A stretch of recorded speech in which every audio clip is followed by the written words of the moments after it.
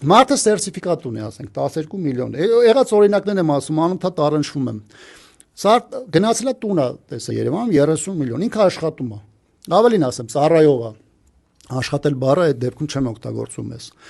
Հիմա այս մարդը աշխատավարձ է ստանում, գնում ասում է արեք էս իմ 12 միլիոնը, այն 18 միլիոնն էլ տակի վարկավոր է։ Չէ, վարկավոր եմ, հա, ասում են հոբ, ասում են կառավարության ծրագրով այս բանը ինքը կանխավճար չի համարվում։ Այն 30 միլիոնի 10%-ը բեր տուր,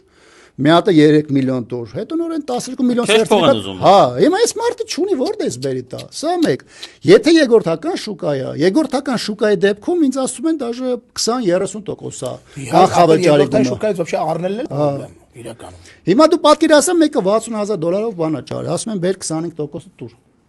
$15,000 է։ Հիմա այդ մարդը որ դուք ինքը սերտիֆիկատ ունի, ասենք 4 ընտանիքի անդամի կամ 5 անդամի, բայց չունի $15,000